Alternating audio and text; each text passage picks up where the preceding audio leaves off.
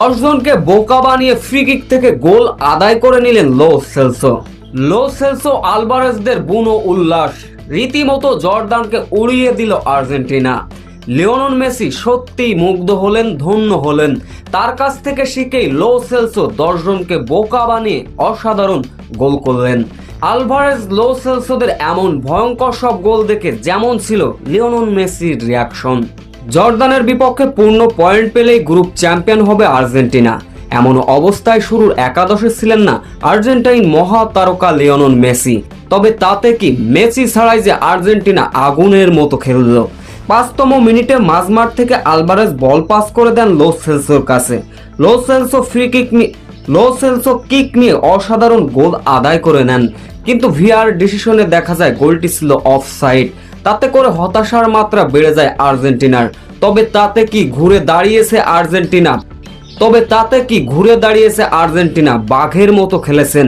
একের পরে এক আক্রমণ করে জর্দানের রক্ষণভাগ ভেদ করে দিয়েছেন। ম্যাচের 19তম মিনিটে এবার আক্রমণে গেল আর্জেন্টিনা। জর্দানি ফুটবলার আর্জেন্টাইন ফুটবলারকে বাধা প্রদান করলেন। ব্যাস সেটা মেনে নিতে পারেননি মাঠে থাকা রেফারি। ভিআর এর কল্যাণে ডিবক্সের একটু বাইরে থেকে ফ্রি কিক আদায় করে নেয় আর্জেন্টিনা। ফ্রি কিক থেকে পুরো 10 জনকে বোকা বানিয়ে অসাধারণ দক্ষতায় গোল করলেন লো সেলসো। তাতে করে মাত্র 19 মিনিটের মাথায় লিড পেয়ে যায় আর্জেন্টিনা।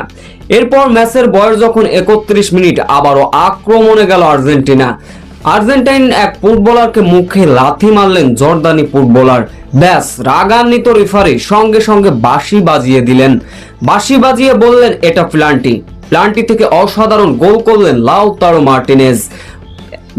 মার্টিনেজ। লো সেলসোদের এমন একের পর এক আক্রমণাত্মক ফুটবলে রীতিমতো আর্জেন্টিনার কাছে উড়ে গেল জর্দান।